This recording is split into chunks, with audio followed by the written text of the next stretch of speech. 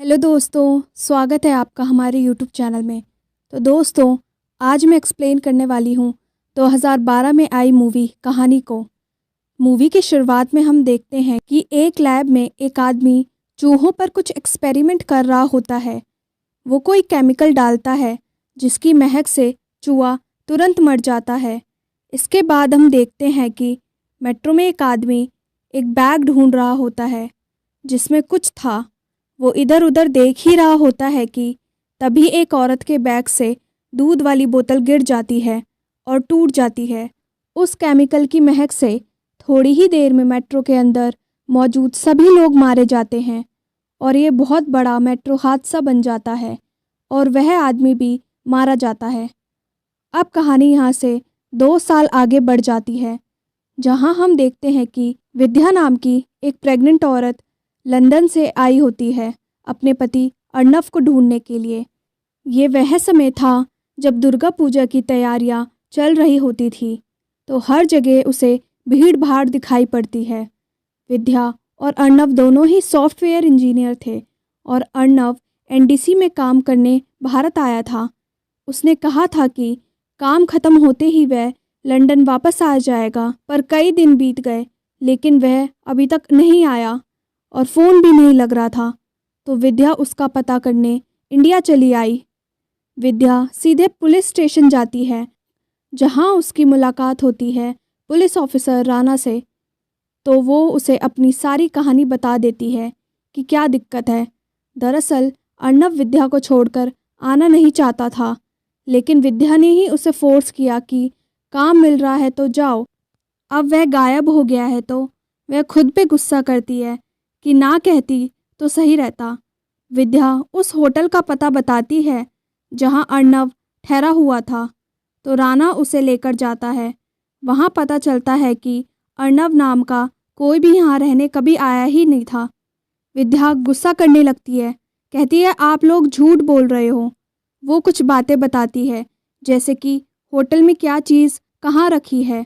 तो इस बात से यह तो पता चल जाता है कि अर्नव वहाँ था, पर कोई मानने को तैयार नहीं था। विद्या जिद करके उसी रूम में रहने का सोच लेती है जहां अर्नव रुका हुआ था। वह रूम में आकर अपने पति की याद में रोने लग जाती है। उस होटल में विष्णु नाम का एक छोटा बच्चा काम करता था, जिसकी मासूमियत देखकर विद्या की उससे दोस्ती हो जाती है। अब विद्या एनडीसी की एचआर मैनेजर एग्नेस से मिलती है, तो वह भी यही कहती है कि अर्नव नाम का कोई भी इंसान यहाँ काम करने नहीं आया था। तो वो उसे अर्नव की फ़ोटो भी दिखाती है, लेकिन तब भी उनका जवाब वही होता है। विद्या बताती है कि अर्नव के चाचा एक जगह रहते हैं, लेकिन एग्जैक्ट घर नहीं पता। तो वो लोग वहाँ जाते हैं उनका पता लगाने को। विद्या को अर्नव का स्कूल दिखता है। इसका मतलब है कि चाचा का घर भी आसपास होगा, पर अफसोस उन्हें उनका घर नहीं मिलता है।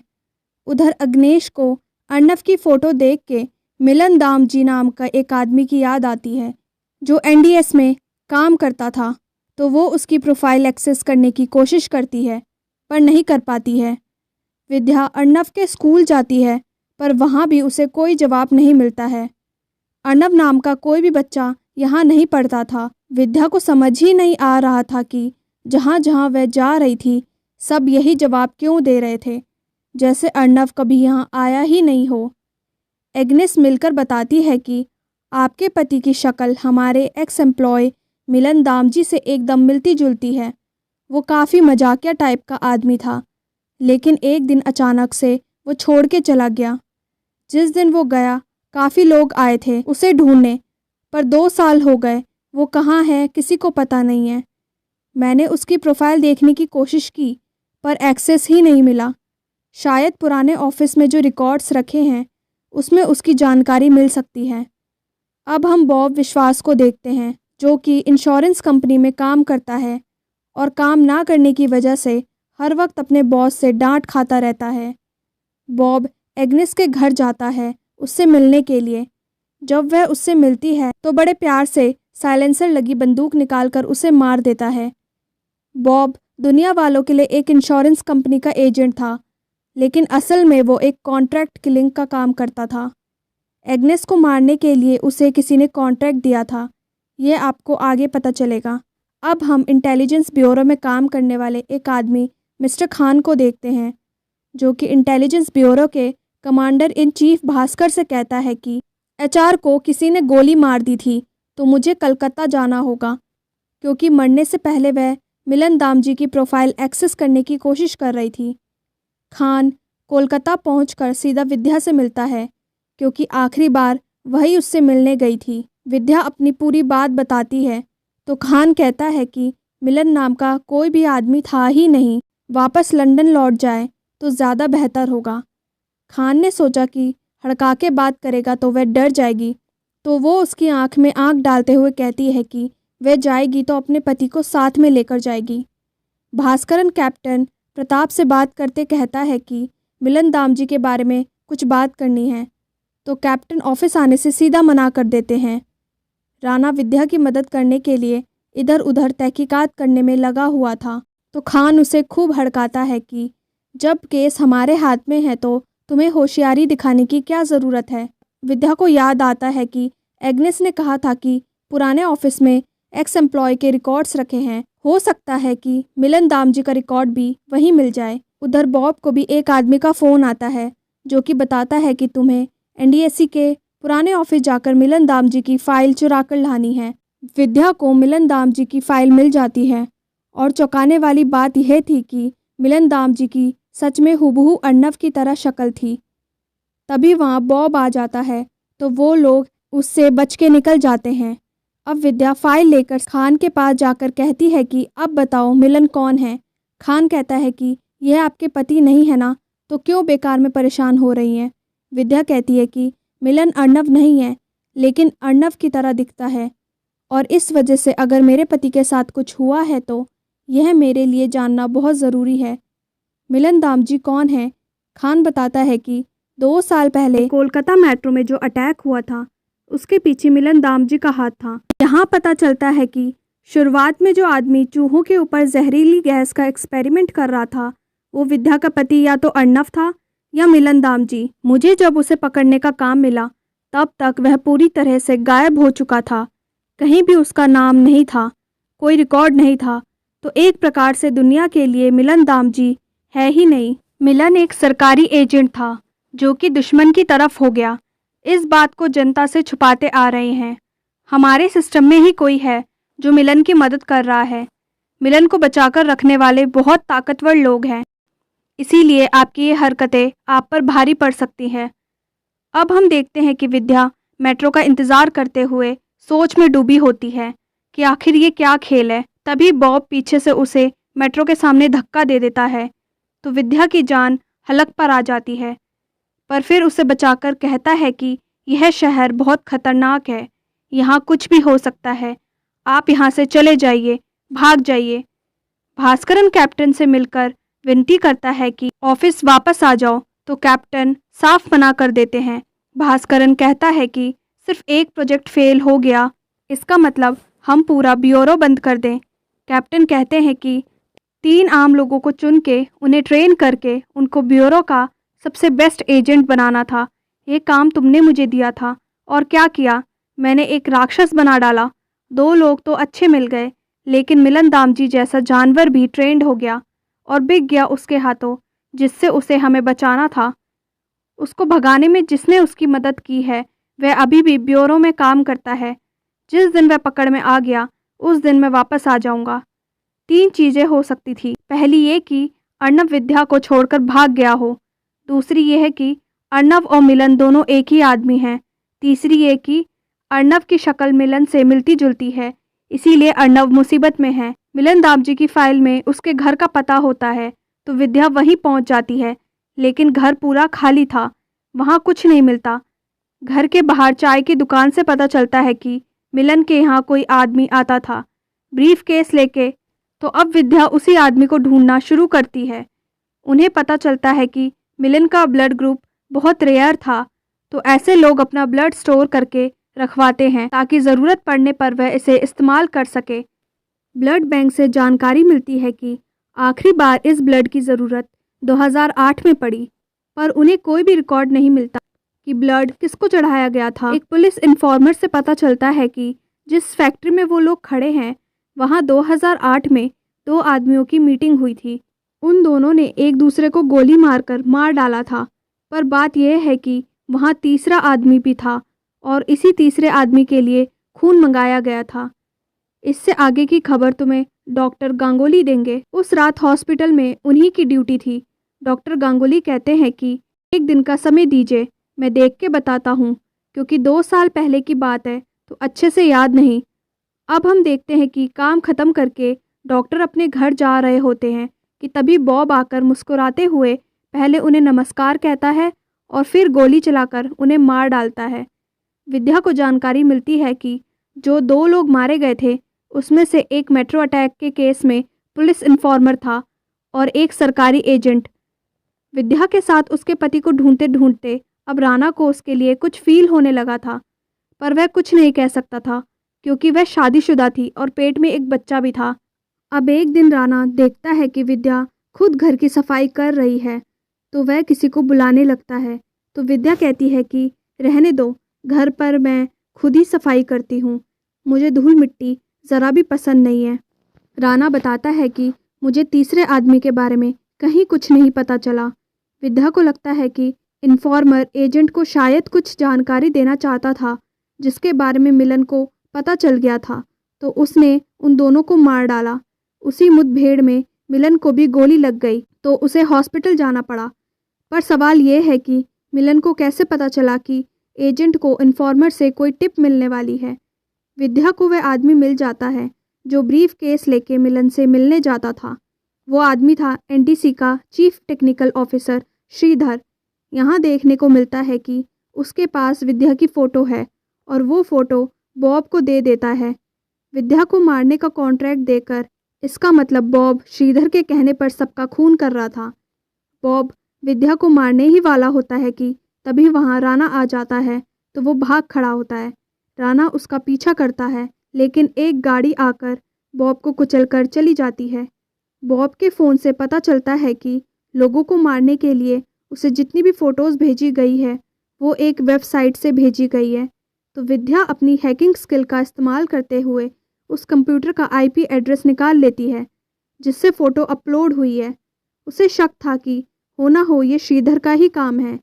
राना को समझ आ गया था कि विद्या की जान खतरे में है तो वो यही कहता है कि अब थोड़ा रुक जाना चाहिए, लेकिन विद्या पीछे हटने को अब तैयार नहीं थी। वो दोनों चुपके से श्रीधर के ऑफिस जाते हैं और विद्या फिर से अपनी हैकिंग कला का इस्तेमाल करते हुए ये पता लगा लेती है कि जो आईपी एड्रेस उन्हें मिला है वो इसी कंप्यूटर का है। विद्या जल्दी से उस कंप्यूटर की सारी फाइल्स ट्रांसफ़र करना शुरू कर देती है। उधर श्रीधर के मोबाइल पर अलर्ट आ जाता है कि उसका सिस्टम ऑन है तो वह भागते हुए पहुंचता है, लेकिन तब तक वो दोनों निकल गए थे। श्रीधर उन्हें ढूंढकर उनका पीछा करके उन्हें पकड़ते हुए राना को खूब पीटता है। श्रीधर की बंदूक गिर गई थी तो विद्या उसे उठाकर श्रीधर पर तान देती है। राना ने पहले ही खान को फ़ोन करके बुला लिया था, लेकिन इससे पहले कि वह पहुंचता सेल्फ डिफेंस में विद्या गोली चला देती है और श्रीधर मारा जाता है। खान उस पर खूब चिल्लाता है कि हमें ये जिंदा चाहिए था, अब हम मिलन को कैसे ढूंढेंगे। अब यहाँ पर एक खुलासा होता है कि राना खान के लिए काम करता है। पिछले 2 साल से हम मिलन को ढूंढ रहे हैं, फिर आप आई तो लगा आप ही हैं जो उसे ढूंढ सकती है, लेकिन आपने सारा प्लान खराब कर दिया।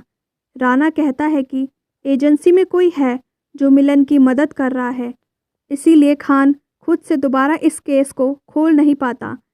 इसीलिए उन्होंने मेरी मदद मांगी ताकि आपके ज़रिए हम मिलन को आसानी से ढूंढ सके। विद्या पूछती है कि मैं ही क्यों, तो खान सर कहते हैं कि क्योंकि एक प्रेग्नेंट औरत से किसी को डर नहीं लगता, खासकर जिसका पति भाग गया हो। कोई इस पर शक नहीं करता, यानी खान विद्या का बस इस्तेमाल कर रहा था ताकि वह मिलन को पकड़ सके। खान कहता है कि आप श्रीधर का कंप्यूटर फिर से हैक करिए, शायद कुछ जानकारी मिल जाए। विद्या को तो धोखा मिला था और उसका पति कहाँ है उसे कोई खबर नहीं। कुछ समझ नहीं आ रहा था कि वह क्या करे, पर उम्मीद थी कि शायद ऐसा करके कुछ पता चल जाए, तो वह राजी हो जाती है। उनकी मदद करने के लिए।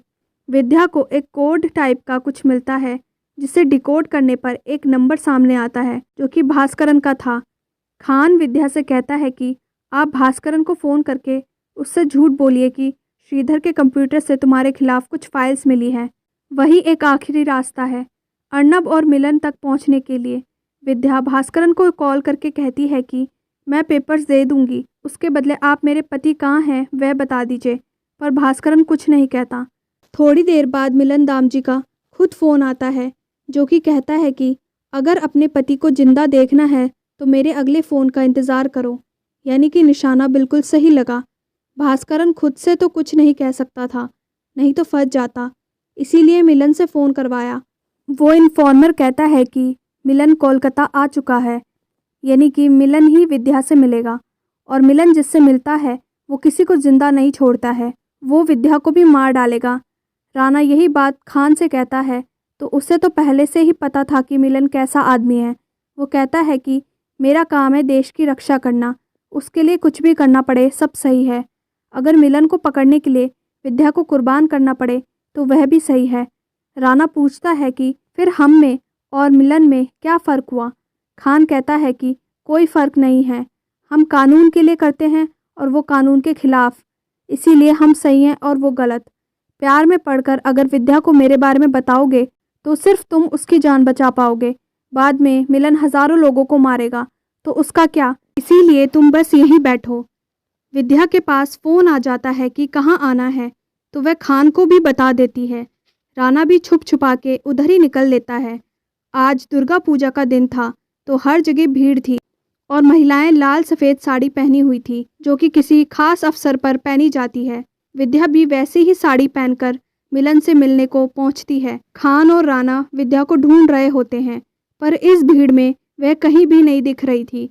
विद्या एक सुनसान गली में जाती है जहां उसे मिलन मिलता है और उससे पेपर्स मांगता है तो विद्या उससे अपने पति के बारे में पूछती है तो मिलन कहता है कि आप मुझे पेपर्स दे दीजिए, आपका पति आपको मिल जाएगा। विद्या के पास कोई पेपर्स नहीं थे तो मिलन समझ जाता है कि यह कोई जाल है तो वह जाने लगता है। विद्या उसे पकड़ने की कोशिश करती है तो मिलन उसके पेट पर लात मार देता है। मिलन बस यही नहीं रुकता बल्कि उसे गोली मारने के लिए आगे बढ़ता है।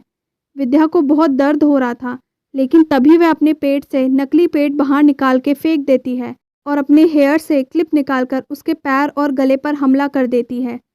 मिलन वहां से भागने की कोशिश करता है लेकिन विद्या एकदम प्रोफेशनल की तरह उस पर गोलियां चलाते हुए उसकी कहानी वहीं पर ख़त्म कर देती है। वहां पर राणा और खान आ जाते हैं तो विद्या भाग जाती है और राणा के नाम एक लिफाफा छोड़ जाती है जिसमें लिखा था शुक्रिया। खान विद्या को ढूंढने की कोशिश करता है पर विद्या महिलाओं की भीड़ में घुस जाती है। क्योंकि सबने सेम साड़ी पहनी थी तो खान विद्या को ढूंढ नहीं पाता है। आखिर विद्या कौन थी? राणा मुस्कुराते हुए कहता है कि विद्या एक कहानी थी सर। राणा सबसे पहले होटल गया था उसे ढूंढने तो उसकी नज़र एक बच्चे की स्कूल ड्रेस पर पड़ी। विद्या ने जो स्कूल बताया था जहाँ पर अर्नब पढ़ता था वो उसी स्कूल की ड्रेस थी। बच्चा बताता है कि दीदी उसकी दोस्त बन गई थी तो वो अपने स्कूल के किस्से उन्हें बताया करता था। मतलब विद्या ने बस कहानी बनाई थी। अर्नब के चाचा रहते हैं और अर्नब उस स्कूल में पढ़ता था, ना तो उसके चाचा मिले ना ही स्कूल में अर्नब का नाम था, तो सब बस कहानी थी। खान कहता है कि जल्दी से उसके होटल रूम में जाकर उसके फिंगरप्रिंट्स ले लो तो राणा कहता है कि कोई फ़ायदा नहीं है। विद्या इसलिए सफाई नहीं करती थी कि उसे सफाई पसंद है बल्कि इसीलिए करती थी ताकि उसके फिंगरप्रिंट्स ना रह जाए। खान पूछता है तो फिर उसके पति का क्या?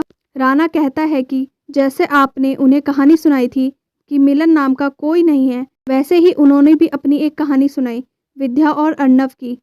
मिलन दामजी तो था लेकिन ना तो कोई अर्नब है और ना ही कोई विद्या। ऐसा लगता है कि मिलन को मारने के लिए किसी ने विद्या को हायर किया था और उस तक पहुंचने के लिए हमारा इस्तेमाल किया। वो खुद चाहती थी कि मिलन तक पहुंचने के लिए हम उससे बलि का बकरा बनाएं। इससे पहले कि हम श्रीधर को हिरासत में लेते विद्या ने उसे मार दिया था। आपने खुद मिलन और भास्करन को उसकी झोली में डाल दिया। उसे ये बात अच्छे से पता थी कि गर्भवती महिला पर कोई शक नहीं करेगा और कुछ नहीं कहेगा, इसीलिए पेट से होने का नाटक किया। उस लिफाफे में एक पेन ड्राइव मिलती है जिसमें कि भास्करन के खिलाफ सारे सबूत थे। अब पता चल गया था, सब पता चल गया, लेकिन यह पता चलना अब भी बाकी था, आखिर उसे भेजा किसने था। अब हमें एक आर्मी ऑफिसर की फ़ोटो दिखाई जाती है जो कि वही आदमी था मेट्रो में बैग ढूंढ रहा था और जहरीली गैस की वजह से मारा गया। वह आदमी था इंटेलिजेंस ब्यूरो का एजेंट आरूप बासु, विद्या का पति। जिन 3 लोगों को कैप्टन ने ट्रेन किया था उनमें से एक वो था, असली पति जिससे उसकी शादी हुई थी। मेट्रो अटैक में जब उसकी बेमतलब मौत हुई तो विद्या को बहुत दुख हुआ। बेहोशी के कारण वह गिर गई, जिसके चलते उसके पेट में पल रहा बच्चा भी मारा गया। विद्या ने ही आरूप को ज़बरदस्ती कोलकाता जाने को कहा था। वह नहीं चाहती थी कि उसकी देखभाल करने के चक्कर में वह काम छोड़कर घर में बैठ जाए। कैप्टन सब जानते थे कि किसकी वजह से हुआ है। विद्या और कैप्टन ने मिलकर प्लान बनाया कि मिलन दामजी को ढूंढकर उसे मारने का। आरूप की मौत का बदला लेने के लिए आरूप की जगह मिलन की फ़ोटो लगाकर उसे अपना पति बनाया और फिर प्लान को अंजाम दिया, जो कि आप देख चुके हैं। कैप्टन कहते हैं कि आरूप को आज तुम पर बहुत गर्व हो रहा होगा, क्योंकि आज तुमने वह करके दिखाया जो कि हम में से कोई नहीं कर पाया। विद्या ने भले ही अपना बदला ले लिया, पर उसे अब भी गम था अपने पति और अपने बच्चे को खोने का। यह गम शायद कभी नहीं जाएगा। खुद को मजबूत रखते हुए विद्या ने भास्करन के खिलाफ जो सबूत दिए थे, उसके चलते भास्करन को गिरफ्तार कर लिया जाता है। भास्करन, मिलन दामजी और श्रीधर तीनों का ही खात्मा हो गया। मेट्रो दुर्घटना में जो लोग मारे गए, अब जाकर उनके परिवारों को इंसाफ मिला। कभी कभी देवताओं से भी गलती हो जाती है। देवताओं ने भी असुर को बनाया, उनको शक्ति दी, पर जब वो शक्ति का गलत इस्तेमाल करने लगते हैं तो देवताओं ने माँ दुर्गा को बनाया राक्षसों को ख़त्म करने के लिए। कहते हैं सब माँओं की ताकत को मिलाकर दुर्गा माँ को बनाया गया। हर साल माँ आती है, सब बुराई मिटाती है और वापस चली जाती है, ताकि हम सब बिना किसी डर के खुशी और शांति के साथ जी सके। यही संदेश देते हुए ये कहानी यहाँ पर ख़त्म हो जाती है। अगर आपको ये वीडियो अच्छी लगी तो वीडियो को लाइक, शेयर और चैनल को सब्सक्राइब कीजिए। तब तक के लिए बाय बाय।